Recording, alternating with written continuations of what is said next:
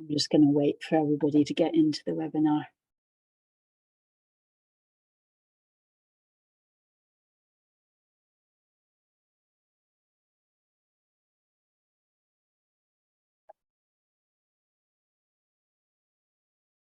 We'll start in a moment once everybody's on the webinar. Okay. Thank you everybody for joining us today for the Massachusetts Office on Disabilities Quarterly Tea, Disability Rights Obligations for Organizations that Serve the Public. We've got an image on our first slide of someone putting up an opening soon sign in a store window. ASL interpretation and CART are being provided, and there are tips for using them in the chat. This is a webinar and the chat is off for attendees. We will have a question and answer period at the end, so we recommend leaving your questions until then. You can ask a question by clicking on the Q&A button in your menu, and if you can't access the Q&A button, click raise hand in the reactions menu and you'll be given the option to turn on your camera and microphone. Note that this training is open to the public and is being recorded. The recording will be posted on our YouTube channel and emailed to all registrants. Next slide, please. So we chose today's topic because we hear that a lot of people in public-facing roles feel a bit nervous about disability rights. Most people have heard of the Americans with Disabilities Act and are aware that organizations should not discriminate on the basis of disability. But when faced with a customer raising a disability-related issue, frontline staff can get scared of making a mistake and landing the organization with an expensive legal complaint. Public-facing organizations can find themselves asking, would our staff know what they should and shouldn't do in a disability rights situation? Would we even recognize all the situations where we may have obligations? And as well as responding to requests, are there things we should be doing proactively? These are great questions to ask. And although we don't have time to get into a lot of detail, our aim today is that you leave our presentation clear on the full scope of your obligations so that you can recognize those situations where there are disability rights laws and accessibility regulations obligations, that you are aware of the basics of how to comply or where to find out that information, and hopefully having identified some steps you can take to be better prepared. Now, I know that some of you who filled in the survey our pre-attendance survey are hungry for detail and best practice, which is great. We will be making some suggestions on good practice today, and we have other guidance and recorded trainings that provide more detail on specific topics like effective communication and service animals. These slides also contain links to more detailed content, and you will have received an attachment on the reminder email yesterday with the slides in it. We'll also email them out again in our follow-up. We're really hoping that this presentation will help you make practical steps forward. So as we go through each section, we really encourage you to be asking yourself, is this an area that we're currently handling correctly? And note down any steps that you need to be taking. So, who are we? For those of you who are new to us, the Massachusetts Office on Disability is a small state agency that provides information, guidance, and training on disability rights laws and physical accessibility regulations. We have a photo here of MOD staff a couple of years ago showing about a dozen grinning folks and a guide dog. Note that MOD is not an enforcement agency. We simply provide neutral information about the laws. So today we're going to look at the main disability rights laws and accessibility regulations, important key terms that we're going to be using, and then the main part of our discussion will be various obligations and steps you can take to be well prepared. We'll briefly discuss what enforcement looks like and how MOD can help. In the interest of time, we're going to keep questions to the end, and we'll focus on questions likely to be of general interest. A lot of how these laws apply depends on the specifics of a situation. And please know that if you have a particular situation or question to discuss, you can reach out to MOD any time of year to request a consultation. So let's dive in and look at the main laws and regulations. Now, don't fret, all you need to know is your obligations, not the names of these laws, but we're listing them so that you know where the obligations come from, and in case you want to look up more about them. There are two main types: civil rights laws and accessibility codes. The civil rights laws aim to provide people with disabilities an equal chance at accessing and participating in whatever you have to offer. The first is the Americans with Disabilities Act, or ADA, and then we have the Massachusetts Public Accommodations Law at the Massachusetts level. Title II of the ADA outlines the obligations for state and local government, and Title III, the obligations for places of public accommodation. Because those two titles are so similar, we're covering both of them together today, but we will be noting some places where state and local government have different or more stringent obligations. The architectural accessibility regulations specify how to build spaces to be well prepared for access. These are the ADA standards for accessible design and the Massachusetts Architectural Access Board regulations.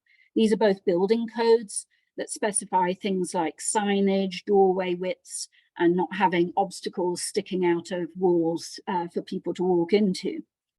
Note that both the civil rights laws and the accessibility codes exist at the federal and the state level. They're, in a lot of cases, extremely similar in general approach. The ADA tends to have more detail and has more case law to help us interpret it, but there are places where the Massachusetts laws or regulations are more stringent. We're going to try to point you to the key differences as we go along, and in those situations, you're required to meet the most stringent requirement. Now, let's make sure we're clear on some important terms. Our focus today is places that serve the public.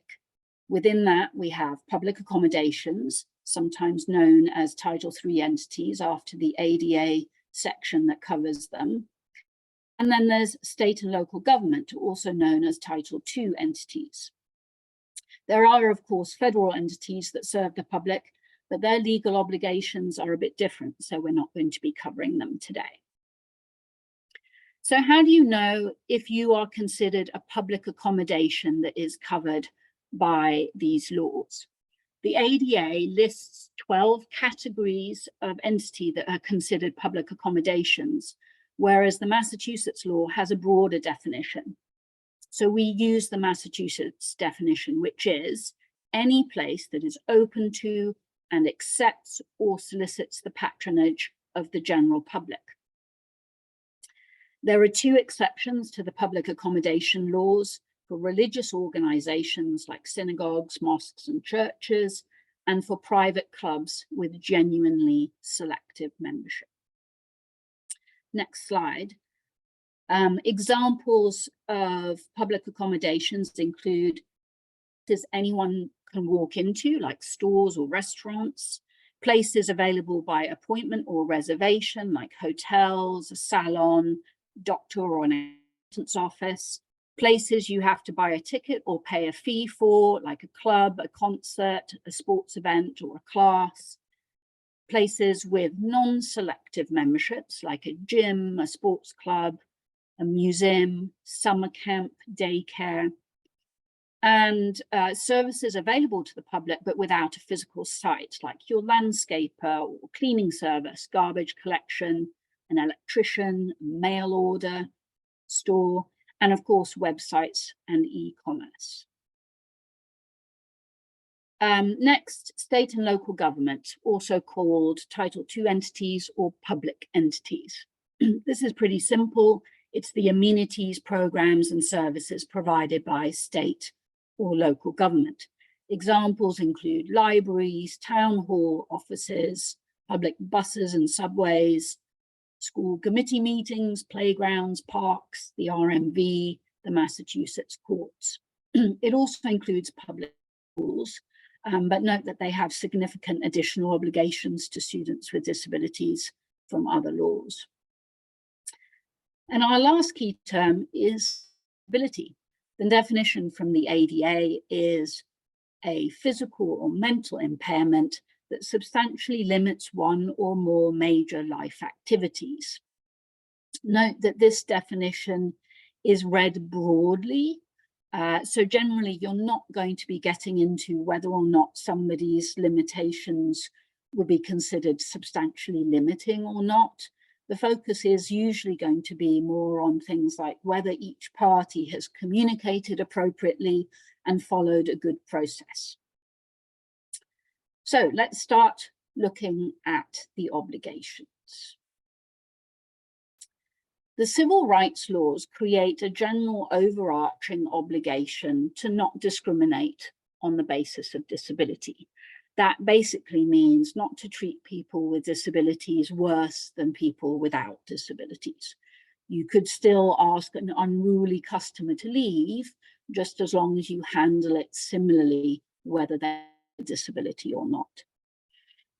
Then there are some specific obligations around physical accessibility of the built environment, digital accessibility of websites, videos, and documents, providing effective communication for folks who have hearing, visual, or speech impairments, providing reasonable modifications to how you usually do things if requested by a customer facing an obstacle to equal access or participation because of their disability, and finally, allowing service animals that are under control. In terms of the general obligation not to discriminate, the basic idea here is to treat customers the same regardless of disability. You want to be allowing people to go where other people can go, participate in what they want to, include everyone in the same program, unless you need to offer a separate program for participation. Don't charge extra just for people with disabilities, or use eligibility criteria that cause an unnecessary obstacle for people with a disability. The general obligations is one area where we see a marked difference for state and local government. There are a number of things that they have to do, which might be good practice for public accommodation, but are a requirement for state and local government. So these are the administrative obligations: to designate an ADA coordinator, adopt a grievance procedure, provide public notice, conduct a self-evaluation plan, and to develop a transition plan for their agency or town. So, what is disability discrimination? It's worth saying that whether an enforcement agency or court would determine a specific action or lack of action is discriminatory often depends on the details and specifics of what exactly happened. But here are some things that are usually considered discriminatory: refusing to serve someone because of their disability, creating additional barriers for customers with disabilities that don't exist for other customers, such as additional fees or unnecessary requirements, separating people with disabilities from others unless necessary to provide equitable service, denying an effective communication or modification request that was reasonable, and reasonable means it wasn't meeting one of the allowed reasons for denial, or retaliating against an individual with a disability because they asserted their rights. And finally, discriminating against a customer because of their association with a person with a disability, even if the customer themselves doesn't have a disability. Hopefully that's given you a good overview at the high level. Now I'll hand over to my colleague Naomi to start looking at the specific obligations. Hello, everyone. I'm going to continue here with discussing the obligations around physical accessibility. So places that serve the public have to meet certain obligations with respect to the physical accessibility of their locations. And this slide provides an overview of the obligations that I'm about to describe in the coming slides. First, places that serve the public have to meet the standards of the relevant access codes. They also have to ensure that any alterations they make to their buildings or to their premises are made accessible and following the most recent version of the access codes. And next, they must maintain all of their features that are accessible. Now, places of public accommodation, and Suzanne just gave people a description of what places of public accommodation are. They're the non-government places that serve the public. They're required to perform readily achievable barrier removal. State and local government entities have a requirement to ensure that all of their programs are readily accessible to and usable by people with disabilities, even if every building and facility that they have in their stock isn't completely accessible. State and local governments are also required, as Suzanne said, to have self-evaluation and transition plans that both assess the level of accessibility of their structures and offer a plan over time, removing those barriers and making structures more accessible. Next slide, please. Actually, self-evaluation and transition plans assess all programs, but we're talking about physical accessibility right now. Okay, so now we're going to discuss the obligations to comply with access codes. And we're using the term access code today generally to refer to any of the sets of regulations, standards, or building codes that prescribe access into the design of buildings to make them accessible to people with disabilities. Just to give you a more specific idea of what this means, these codes prescribe measurements to follow to ensure the proper slope of a ramp, for example, the height of a toilet, the features of accessible parking, the location of grab bars, among many other things, actually. So in most cases, when we are referring to access codes, we're talking about the Massachusetts Architectural Access Board regulations on the state side and the ADA standards for accessible design on the federal side. There are a few other things, but these are the most common. Both offer a comprehensive set of specifications that are designed to ensure that buildings are accessible, functional, and safe for people with disabilities. A few things you should know about these codes. It's probably obvious that referencing applies to features within buildings, such as building entrances, bathrooms, kitchens, doors, but these codes also prescribe specifications for outdoor features like parking lots, walkways, ramps, sidewalks, playgrounds, things you may not ordinarily think of as building code. So what all of this means is to places that serve the public is that it's expected that your building and your premises was built according to whatever version of the regulations or standards that was in place at the time of construction or when there was a substantial renovation.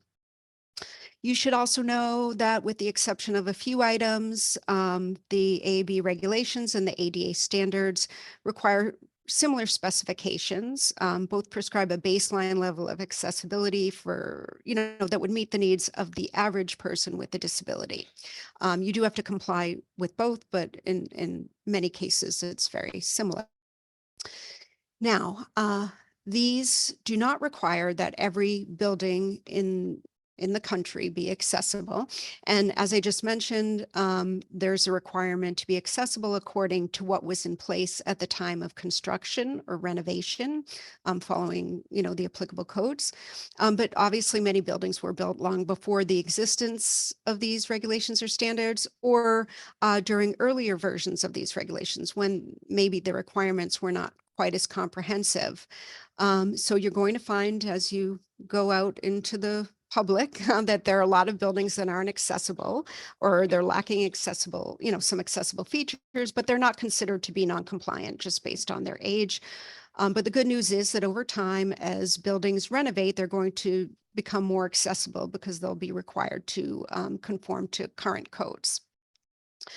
Another important thing is that all new construction will be accessible because it's required to comply with the regulations and standards. So that's good news.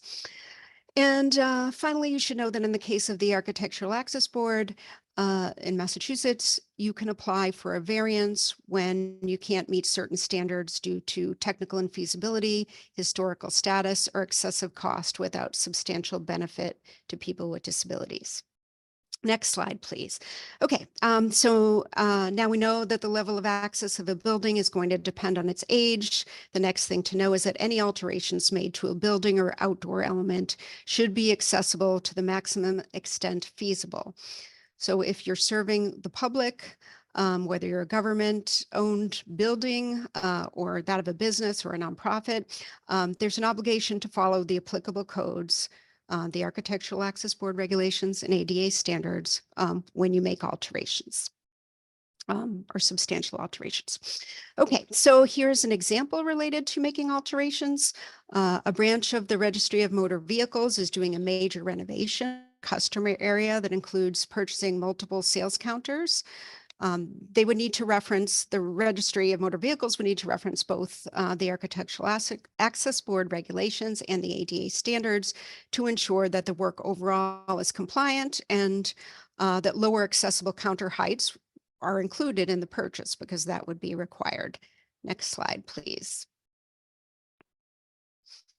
Okay, so places that serve the public are also required to maintain accessible features. This includes government and non-government entities. So example of accessible features could include ramps, level paths of travel, elevators, accessible parking spaces.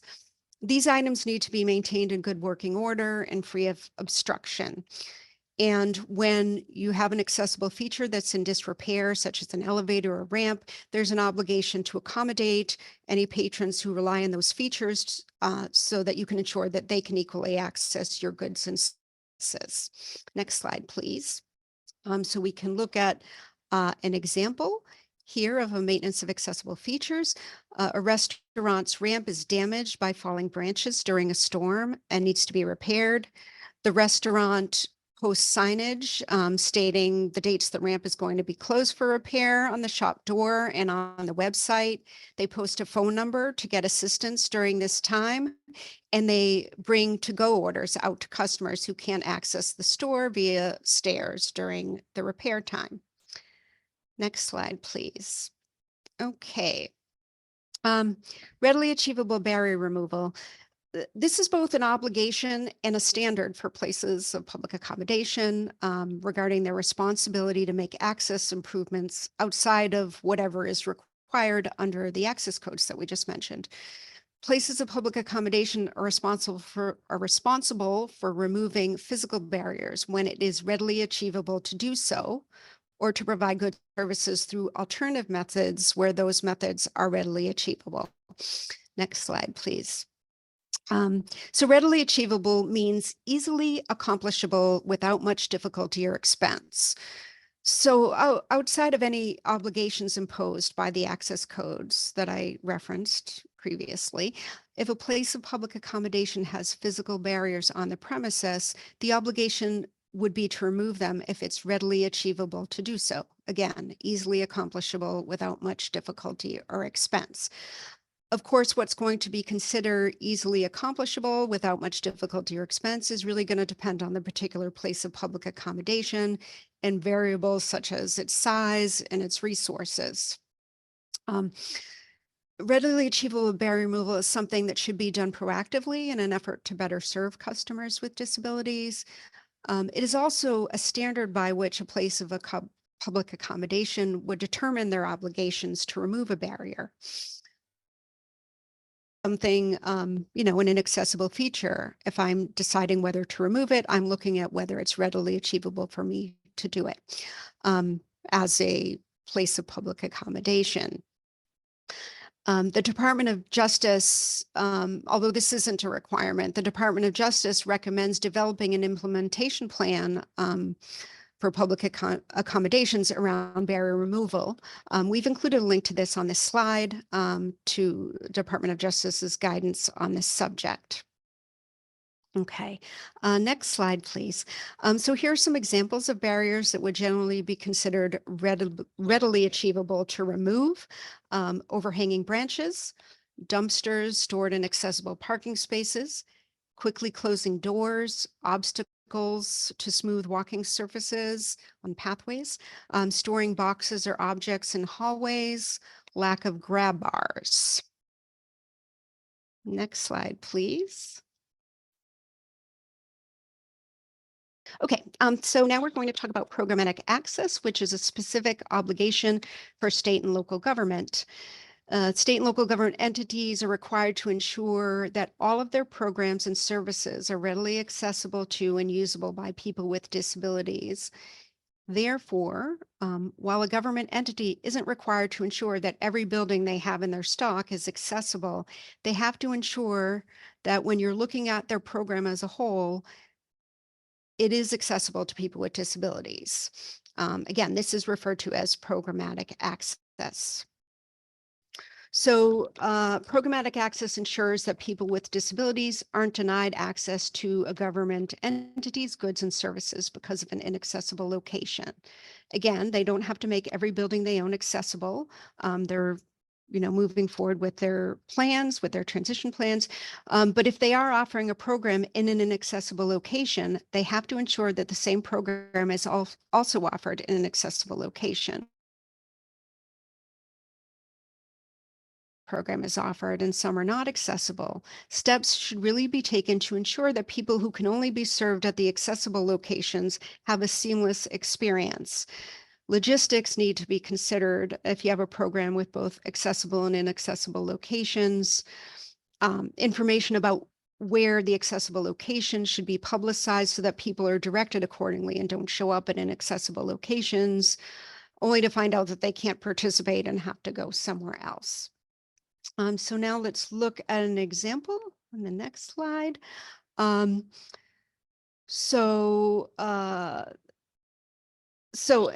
this example also considers logistics. So the state trial courts are generally open to the public to come in and to make a complaint, to sit in a trial, to participate in jury duty.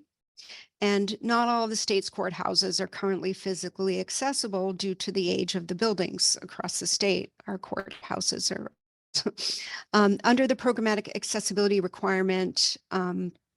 That is, they're allowed to have inaccessible buildings as long as individuals aren't barred from accessing the court program as a whole because of the inaccessibility of particular courthouses. So the courts can achieve programmatic access in their statewide program by notifying public about the access features of their courts, of their courthouses, and directing them to the accessible locations. So by posting accessibility information on all of their notices and on their website, the public is going to be directed seamlessly to the accessible locations. Next slide, please. Okay, we've mentioned this before, this self-evaluation and transition plans. As we mentioned earlier, state agencies and local governments have had an obligation or have an obligation to have self-evaluation and transition plans. In fact, this has been a requirement since the 70s through Section 504 of the Rehabilitation Act, and then later through ADA in the 90s. So the self-evaluation plan evaluates every aspect of the entity's program, including physical access that we're talking about at this moment.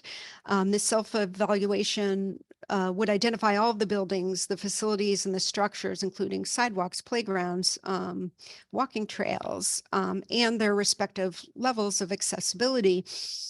The transition plan would identify the priorities of removing said barriers, and preferences should be established based on buildings and features that are most frequently used by the public. The transition plan is a living document, and it's supposed to be updated as building and features are altered and fixed and new programs are established. So this is an ongoing requirement. Okay, so how can you apply all of this information to your own businesses and programs? One tip would be that you be proactive, and rather than waiting for someone to complain, you kind of look around and see what you can do and figure out what your responsibilities are. You could begin by considering whether you're meeting the version of the access codes that apply to your particular premises. You could consider how customers access your space, and look for obvious barriers and see what's possible to remove or fix easily, and what's more difficult to fix and what it would take. For places of public accommodation, you could use the ADA checklist for readily achievable barrier removal, and we have a link here on this slide. For state and local government entities, make sure that your self-evaluation and transition plans are updated and that you're gradually removing physical barriers and have plans for it. Make sure if you're holding meetings where the public attends or you're having events or services that you have them in accessible locations. Also, be advised that your city's your city or town building inspectors are the local enforcement for the Architectural Access Board regulations, so they can really be a resource to you in terms of compliance and understanding what's required of you. Okay, I am now going to turn this over to Camille. Thanks. Good morning. Okay, so let's talk about the second obligation that we wanted to highlight today, and that's the obligation of digital accessibility, which overall means to ensure that all web content is accessible. So this obligation is not specifically stated in the ADA, meaning it's not its own separate title or section, but it is an important obligation that's included in the general principle to provide equal access to all goods and services that a place provides. And so we know, especially in this day and age, that web-based services are often a key part of the goods and services provided by a public place. So you might think about menus and event calendars, different kind of contact services that you use online. A lot of those things are used very frequently, and those need to be accessible. So some general categories that apply under this obligation are websites, apps, web-based meetings, PowerPoints and documents that you provide to the public. And within all of these formats, you're looking at both the natural information, which is the text, the sounds, the images, as well as the code that defines the structure, presentation, and the accessibility of the platform itself. So really with this obligation, you're asking yourself, will everyone have an equal experience? And a good way to kind of think about if everyone is having an equal experience is to consider these four major types of disabilities. So with visual disabilities, you want to think about things like text size and contrast. If the content is compatible with screen readers, which are a type of assistive technology that reads the text on the screen aloud. With auditory disabilities, I think about, if someone isn't able to hear the videos or the audio that's included, might there need to be a transcript or captions or ASL interpretation? For motor disabilities, these types of disabilities relate to bodily motion. So it includes things like arthritis, paralysis, many different types of disabilities. So in these situations, an individual may not be using a mouse. Maybe they're using a keyboard or a specialized keyboard or a mouth wand, which is a tool that individuals are able to use their mouth to navigate like touchscreens and keyboards. So you want to make sure that your materials are also accessible using these alternatives to a mouse. And finally, for cognitive disabilities, you want to think about writing simply and clearly, removing unnecessary distracting elements. having enough white space and good text spacing to make sure that content is easy to read.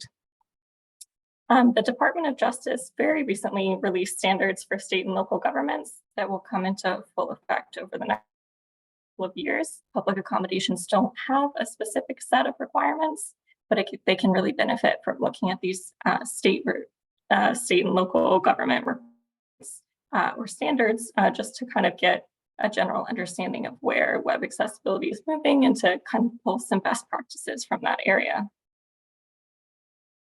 So the Department of Justice's new rule incorporates international standards for web accessibility called WCAG or WCAG.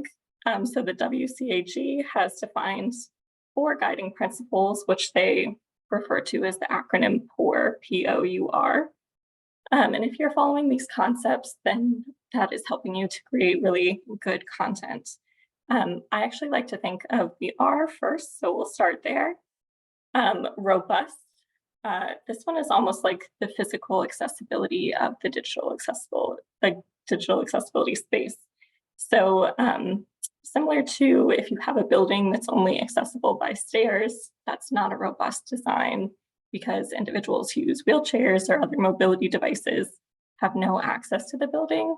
If you design a website or an app that is not accessible to screen readers, those individuals have no access at all. So you want to make sure that your design is robust, meaning it can be used on multiple browsers and is compatible with different types of assistive technology. So the other 3 elements of the POUR principles kind of address more if somebody's already on a page or in an app. So the first of these is perceivable, meaning that the information and the interface components are presented in a way that everyone can perceive. So here you're really thinking about your senses. For instance, if someone is not able to see an image or a video, you might want to have alternative text to ensure that everyone is gaining from what the visual content is supposed to be adding to the page. Operable is making sure that everyone can equally use all of the features. And so once you're in a page, is it possible to interact with it? Can you answer the poll questions? Can you flip the flashcards? Can you use keyboard strokes instead of a mouse? Those types of things. And finally, is the content understandable? And to be understandable, the content must be presented in a predictable manner. So something that we might always think about is that we gain a lot of information, not just from the words themselves, but also how we organize them. So using like headers and bullets and sub-bullets, you want to make sure that everyone who is accessing the page can understand the relationship of the content to each other so they can see this line is a bullet, this line is a sub-bullet, that type of thing. So in addition to these POUR principles, what are some other kind of best practices or steps that you can take? Well, the first step is likely doing some research. So I've listed several really helpful links here. This is definitely not an extensive list. There's a lot of resources that you can utilize to get yourself started in the digital accessibility space. Training your staff, especially those who are regularly making digital content. Remember, when you're thinking about who is regularly making digital content, that you're thinking about all of the different types of digital content that you have. So your websites, web-based meetings, documents, PowerPoints, all of those things. Another idea is to use or to conduct user testing. So that's with people who use assistive technology on a daily basis. And this really can be helpful to get a full understanding of how someone actually navigates a page with assistive technology, what content might be lost easily, and how to avoid losing that content. And finally, you can also have your website audited by a third party who can point out areas where your content is not accessible. So with that, I will pass it back to Naomi for effective communication. Hi, apologies. I'm just switching up my computer. Okay, effective communication. So places that serve the public have an obligation to communicate effectively with their customers, their patrons, or their constituents who have vision, speech, or hearing disabilities. Next slide, please. The effective communication obligation ensures that people with vision, hearing, or speech disabilities can communicate with, receive information from, and convey information to places that are open to the public. And the communication should be as effective as it is with people who don't have communication disabilities. Now, the communication aids that people with communication disabilities used are referred to as auxiliary aids and services. And we have a few examples of those: an American Sign Language interpreter, Braille materials, CART, assistive listening devices, speech-to-speech transliteration, relay services, printed materials in electronic format, to name a few. So what is going to be considered effective in terms of what auxiliary aids and services should be used in a particular setting is always going to depend on the individual's specific communication needs, the setting in which it's located, the communication is taking place rather, and the importance of the communication. Timing is also a consideration. Are you having an on-the-spot communication where a customer walks into an establishment to obtain goods and services? Or is it a pre-planned meeting or an event where there's time to consider what auxiliary aid is appropriate, or even to schedule it if it's something that needs to be scheduled? Let's go to the next slide and look at an example. A customer is deaf and their first language is American Sign Language. They can communicate in basic written English, although English isn't their first language. But they could likely use written English to communicate short things, like picking up their dry cleaning. Now, if that same person has to have a discussion with their attorney about their divorce settlement, they will likely need to communicate in ASL and will therefore need an ASL interpreter to participate in the meeting. Now, that first interaction is really simple. Maybe you're asking a question of the dry cleaners, something quick, you're just walking in. But the second meeting is much more complex. First of all, the person's first language isn't English. It is best that they communicate in a language that works for them when you're trying to obtain important information. In this case, they're looking for a professional to explain important legal concepts. They need to understand what is being explained to them, and they need to be able to ask questions in a way that the professional can understand what they are saying. So based on the type of interaction and the importance of it, this individual would likely need an ASL interpreter to communicate effectively. Next slide, please. So as I mentioned before, with auxiliary aids, there are a range of them, and what's going to work in a given situation is really going to depend on variables. For certain types of auxiliary aids, a place that serves the public could request advance notice. So using the previous example, the dry cleaner could easily grab a pen and paper on the spot and do the short communication with the customer. In the second example, if the person just showed up at the legal office without an appointment, the office probably couldn't communicate effectively with pen and paper. They'd have to seek, but they wouldn't have much of an option. They'd have to seek an alternative way to communicate, since without advance notice, it's unlikely that they could get an interpreter. I mean, they certainly couldn't get one on the spot. I shouldn't say they probably wouldn't. They wouldn't. Next. Oh, wait. I'm sorry. So your question is likely about how you decide what would be the right auxiliary aid or service to make the communication effective. And if you're a place of public accommodation, you're really encouraged to have a discussion with the person about their preference for an auxiliary aid, with the goal of providing something that is effective. If you're a state and local government entity, you are required to use the person's preference unless you can demonstrate that there is an equally effective alternative, or you can demonstrate that providing the aid would result in a fundamental alteration to your program, or would result in an undue burden. Now, these are the standards by which someone would evaluate whether they can provide a particular aid. And if you have evaluated a request, and if a public entity has evaluated a request and they've made a determination that they can't offer something due to a fundamental alteration or an undue burden, they would still be responsible for attempting to provide an alternative way to communicate. Next slide, please. So how can you apply this information about effective communication as about serving the public? Well, one thing is you can think about the likely requests that would come up given your particular setting and offerings, and think about how you could prepare for someone to, need to communicate with you in a particular way. You can train your staff well. Frontline staff really need to know that there's an obligation to communicate effectively and what they might need to do in specific situations.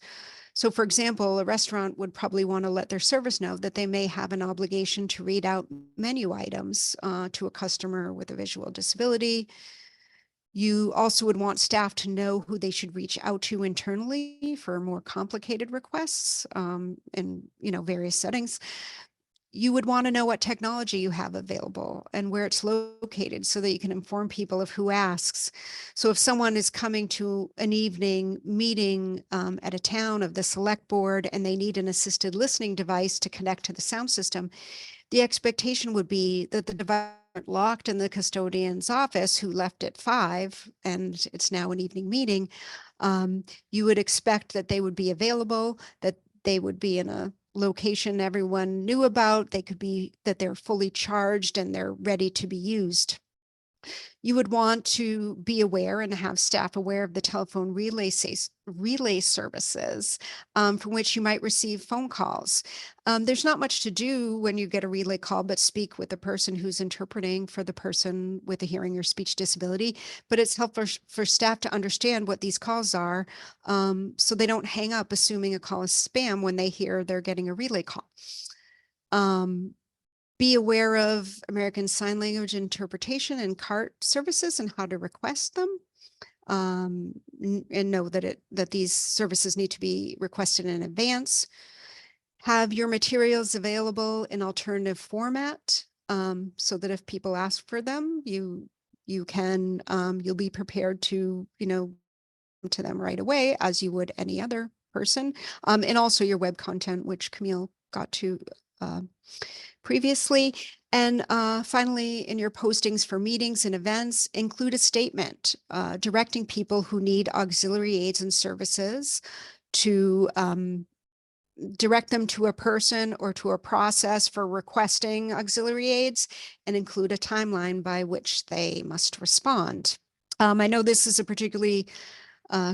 this is somewhat of a complicated topic and we're just going over it very quickly. Certainly to discuss individual concerns, please feel free to reach out to us. Now I'm going to pass this back over. Thank you. All right, so reasonable modifications. Places that serve the public must consider modification requests on a case-by-case basis and provide an effective modification whenever the request is reasonable. So we'll talk about what these requests are and what makes them reasonable or unreasonable. Reasonable modification requests are requests for a change or exception to a policy, practice, or physical structure that's necessary to offer a customer equal use, access, or enjoyment of the goods, services, and facilities that a public place offers. These requests exist because, as we've said before, civil rights laws and access codes provide a baseline level of accessibility, but individuals may face additional barriers due to their specific disability. So reasonable modification requests are designed to meet these individualized needs. So for example, if a door to a senior center is heavy and hard to maneuver for someone using a wheelchair, maybe the door is falling on people because it's so heavy, and it makes it difficult to pass through it. Auto doors are not required for most types of public places. So it's likely that this individual would make a reasonable modification request because they have a need that goes beyond that baseline that's provided by the access codes. And then that request would go through a review process where the senior center would see if it's possible to provide that change or not. So the reasonable modification process is a reactive one, meaning that your obligation starts when somebody makes a request for something specific. There isn't specific language within the law that has to be, or sorry, the law doesn't outline that you have to use specific language to make this type of request. So you don't have to say, modification or accommodation or disability. And there also is not a specific step-by-step process laid out, but there are some general requirements. So the first is that you have to consider all requests on a case-by-case basis. This means that you can't have a blanket rule that you would never allow something. You have to evaluate each on an individual basis. When you're evaluating, you're looking both at if there is a disability and a disability-related need for the change, as well as your ability to provide something that is effective. If you don't think that you can grant exactly what was asked for, you should be looking to see if there is an alternative modification that would also be effective for the individual. Then the final requirement is to respond in a timely manner. Unfortunately, a timely manner is not, specifically designated. Like most things, it depends on the situation and what's requested and what goes into kind of evaluating and getting that request to fruition. But we certainly would recommend, if this is a request that's not just something that can be done on the spot, that the public place would think about, keeping in contact with the person so that they know where you are in the process of evaluating it, what you're looking at, and that you're not just ignoring their request. If you can't provide the request immediately, you can explain that. If you don't have something on hand, but you're happy to get it, you're happy to order it, just let them know that and see if you can provide something effective for the meantime. And if you don't have the information you need to evaluate the request, you should ask for more information before you deny the request for that reason. So we've said you do have to consider each request and approve requests that are reasonable. But there are going to be some situations where a request is not reasonable. And if you're making a denial, it's going to have to fit into one of these three categories. The first is a fundamental alteration. So that means that the modification would completely change the program or service, or is wholly outside of what the public place provides.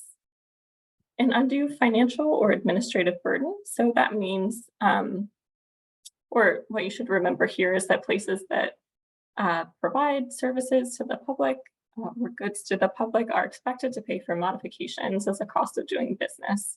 So this isn't referring to any costs, it's only referring to undue or excessive costs. And the last is direct, and that means that there's a significant risk to the health or safety of others that cannot be eliminated by a modification or the provision of auxiliary aids. It has to be an individualized assessment and cannot be based on stereotypes of a disability. So since there's no magic words to make a modification request, how are you going to spot one? What does the request look like? Well, a reasonable modification request in most situations in public places, it's going to be really simple on-the-spot request just to your customer-facing staff. Generally, the customer is going to say that they're having some sort of difficulty in your establishment due to a functional limitation or symptom of their disability. Remember that they don't have to give their specific disability or medical diagnosis. So for instance, they don't have to say, I have multiple sclerosis. They could just say, I'm having difficulty holding this heavy door while I'm also using a cane. And then they're also going to make a request for something specific. And if it wasn't clear why what they requested would assist with their limitation or symptom, then they'll also explain the connection between those two things. And in response, the public place would either say, yes, they can provide the modification requested. They might say, we need to ask a couple more questions to see if we can provide this or to see if there's an effective alternative solution. Or they would say, no, we can't do that. But remember, if you do say no, you have to explain your reason for denial and it must fit within one of those three reasons that we discussed on the previous slide. So here's an example. An individual with low vision wants to attend a group fitness class at the gym to assist in their strength training for the Boston Marathon. The gym's policy is generally that participants choose their workstations on a first-come, first-served basis. So when the individual arrives, they would make a reasonable modification request explaining that they can't see the instructor very well, and asking if they can have a space next to the instructor so that they can see better and get more hands-on assistance with their form. This is a simple verbal on-the-spot request. Customer-facing staff can easily grant this. They don't need to get a supervisor involved. And you don't need any medical documentation here or like a medical letter of support because it isn't really relevant to your determination of if you can provide this modification. So there are going to be times though where the process isn't, quite that simple. There's a little bit more consideration in the evaluation stage, a bit more back and forth of a discussion to make sure that you understand the request, you understand what wouldn't be effective, just to make sure that you're meeting your obligations fully. So those situations are generally when the service provided is more complex. So even a one-off consultation with a lawyer is probably going to be more complicated because they're talking about legal rights, and those are kind of a complex topic. If the service provided is ongoing, so something like a 6-week cooking course, starting to see a therapist on a weekly basis. If the modification is onerous or takes time to prepare, so some physical modifications might require talking to contractors, planning for service outages, and those types of things that are a little bit more consideration and time. I think kind of a common question is, when would you need supporting medical documentation? So certainly in most situations, it's not going to be necessary. I think it's going to be probably pretty rare that you would come across a situation in a public place where you would ever need to ask for support from a medical provider. But it is possible that it is possible and allowable to request it in some complex situations if the disability and disability-related need for the modification are not obvious, and if a medical opinion is relevant. So our example here is requesting more time for a licensing exam due to ADHD. And so in that situation, it might be helpful to have the professional medical opinion to explain, exactly how much extra time might be relevant, those types of things. So that's a situation you might ask for a letter of support from a medical provider. Because you're unlikely to come across this, we didn't include any more detail here, but you can check out our new disability rights and public accommodations page. We just posted it yesterday. There are some sections that are still coming soon, but the section that talks about what a supporting letter from a medical provider should look like is already up. So you can check that out.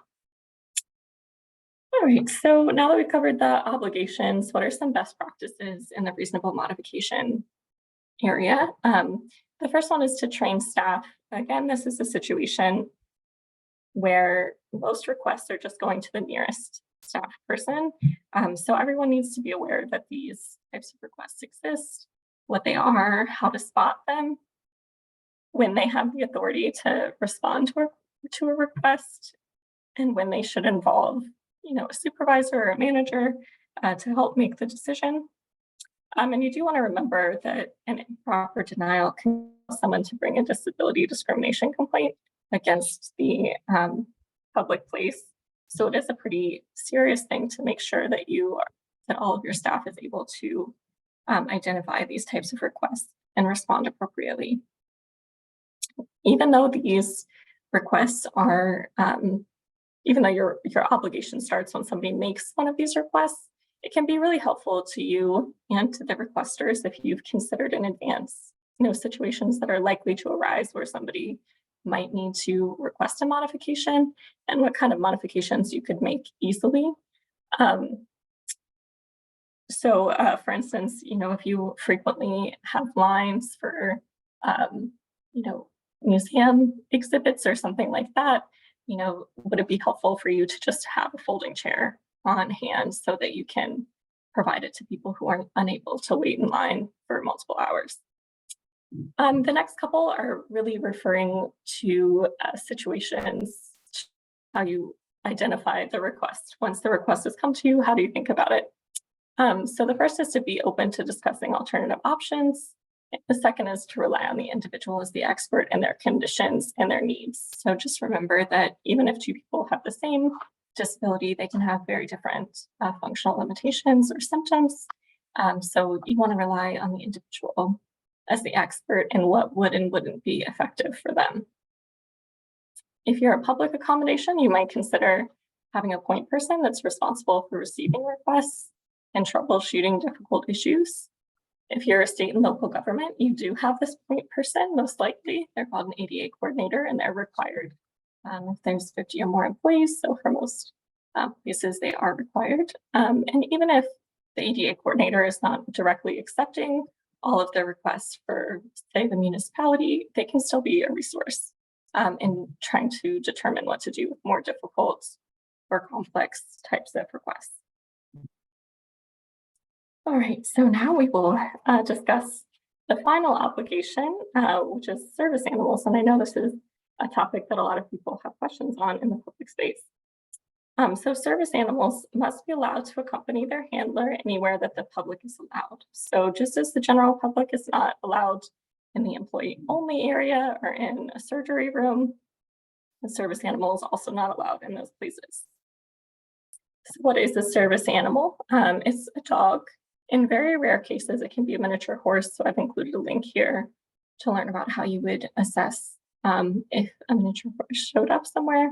But I want to emphasize that that really is super rare and probably will never see that situation. So for all intents and purposes, a service animal is a dog that has been specifically trained to perform disability-related tasks.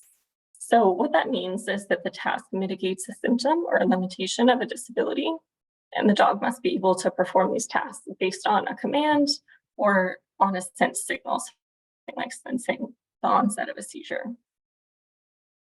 You may encounter these other types of animals that are not service animals and don't have to be allowed in public places. The most common is probably an ESA, emotional support animal. Emotional support animals can be almost any type of animal. They provide emotional support that helps to alleviate symptoms of a disability by their presence alone. Emotional support animals and service animals are equally allowed in housing. So there are people who genuinely don't realize they're two distinct types of animals, or who think that emotional support animals are allowed in public places. So you don't have to assume, you don't have to assume ill will on people who bring an ESA, but you also don't have to allow them. A therapy animal is an animal that's for the relaxation and stress of individuals other than the handler. They are not related at all to having a disability or to the ADA. The approval mechanism for these types of animals has nothing to do with the process that we're talking about today.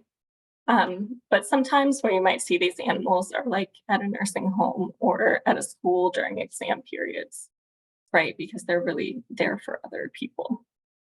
And finally, any other animal that an individual owns is a pet. And do remember that individuals with disabilities can also own pets.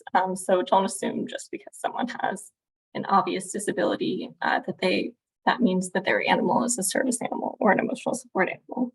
It could very well be a pet as well. So how can you tell if a dog that comes to the door is a service animal? Well, the first thing is if it is a dog or not. So if it is not a dog, then you know it's not a service animal. You don't have to do any kind of process. You can just say that it isn't allowed. If it is a dog, there are two questions that you're allowed to ask to determine if the dog is a service animal versus one of those other types of animals. The first question is a simple question. Is this a service animal required due to a disability? If they say yes, then you go on to the second question, which is what work or task has this dog been trained to perform? So it's really the second question that's going to provide you with what you need to know to determine if this is a service animal versus another type of animal, because service animals are the only type that are trained to do these specific tasks. So when you ask this question, there may be some responses that are a little bit unclear, especially in the space of ESAs and psychiatric service animals. So for instance, if somebody responds that the dog assists them with their anxiety, then you are allowed to ask for clarification on the task to better determine if it's a service animal or an emotional support animal. So if you ask for clarification and they say that the dog applies pressure to pressure points to shorten the duration of attack, then that's a task, that's a service animal. If they just say something that's generally about the dog's presence or the dog doing something that all dogs kind of do naturally, like sitting with someone, licking them, something like that, then that's generally an emotional support animal and wouldn't have to be allowed. To make sure that you're not asking any unnecessary questions. So it is not appropriate to ask about the individual's disability or to ask the individual to get the animal to present its task for you to see. The only thing you would want to ask outside of these two questions is clarification about the specific task.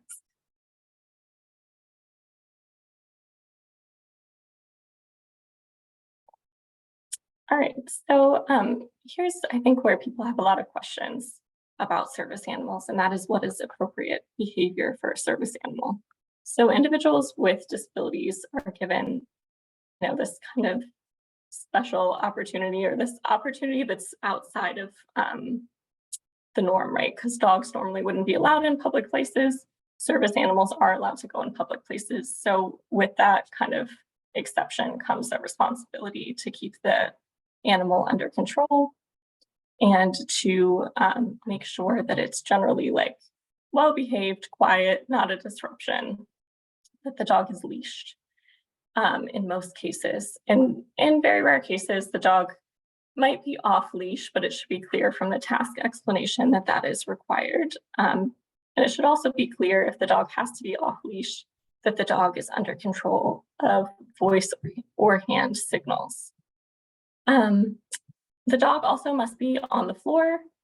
Again, in kind of rare situations, they can be in a front pack if the task requires, but dogs do not have to be allowed a seat at the table or to be allowed to sit in a cart.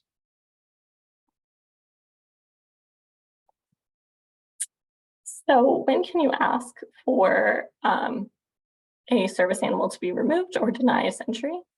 You can do so if it's not under control of the handler.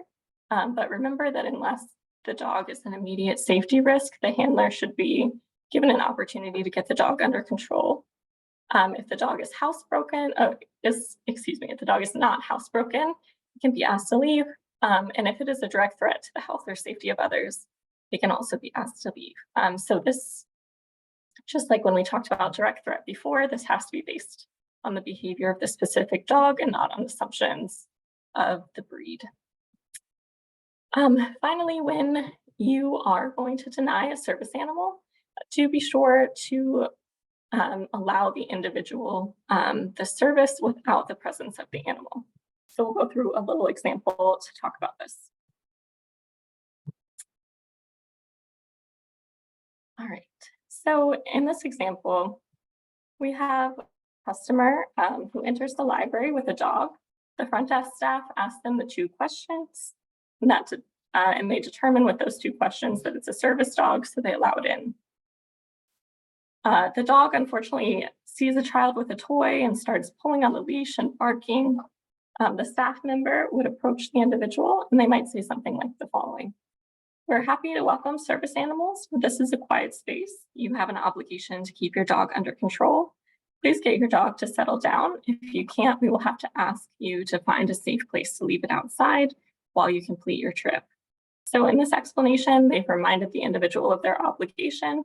They've provided good customer service, and they've ensured that the customer knows that they can return without the dog present. So they've really met all of the things that they would need to meet in this situation.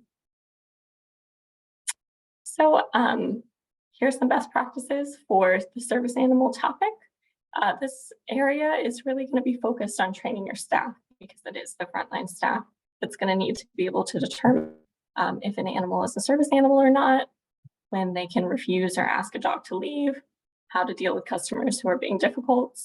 And they should also know not to touch or interact with the dog unless they've asked and gotten approval for it, because the dog is working and that can distract it from its tasks. So again, we know that this is a topic that people have a lot of questions about. So I've also included a couple links here. The first link is to our website guidance, which is a general overview of the topic. But we also have a detailed training that we provided to public places and animal control officers. So that's linked here as well if you want to get much more in-depth description of the service animal topic. All right, with that, I will pass it back to Suzanne.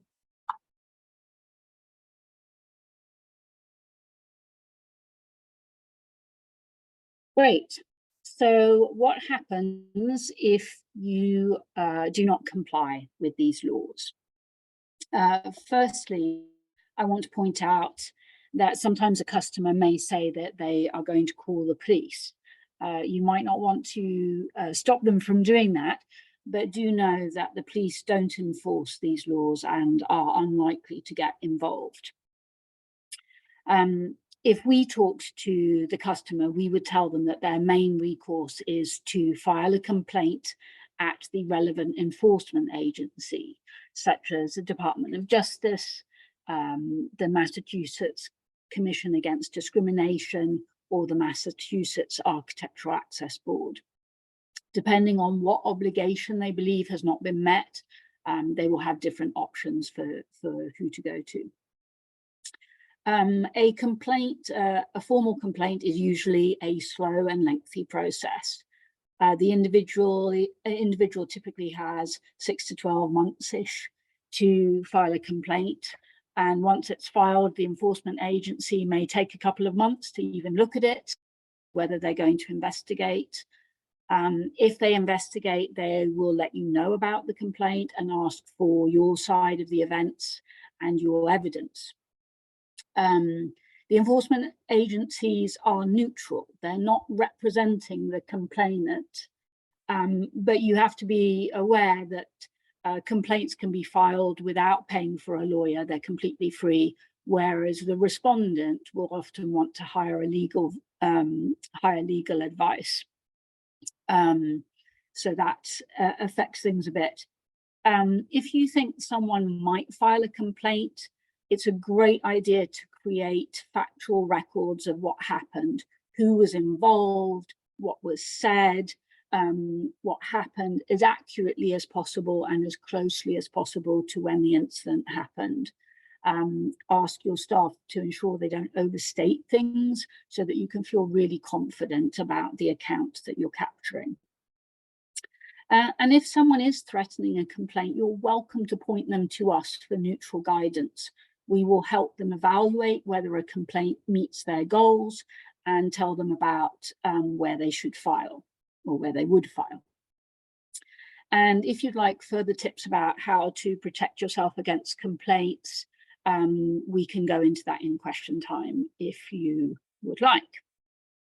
Other supports that are available to you are if there is an unsafe service animal that's posing a safety risk to people.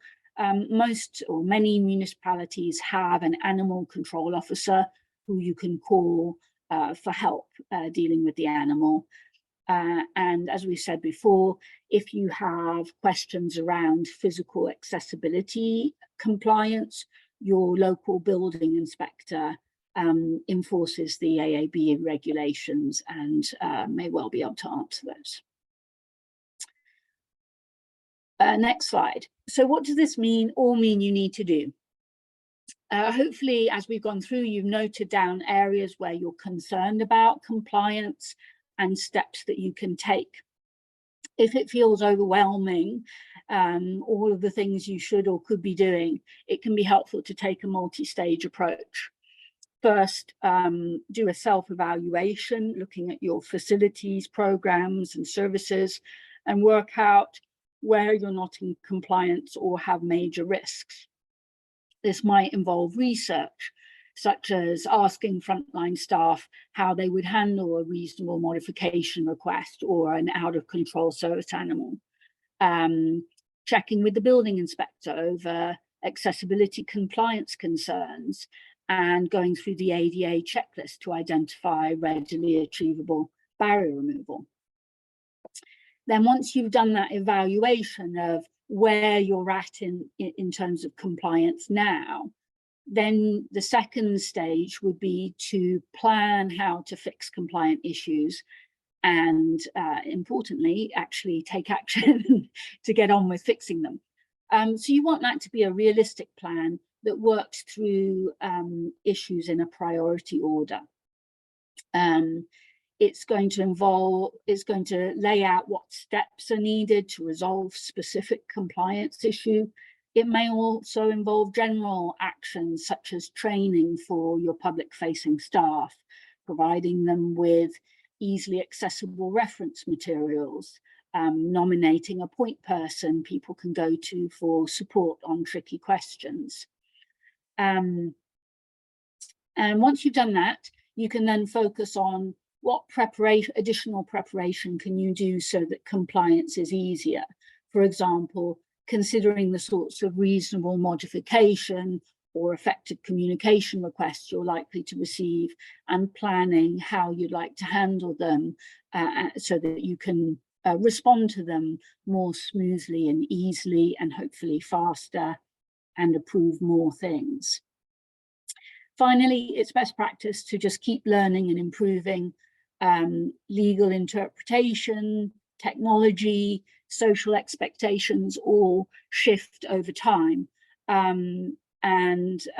As well as appointing a point person in your organization to kind of keep tabs on these topics, you might want to revisit your compliance and improvement plan once a year and check that it's up to date and make changes to the priorities that you've got there.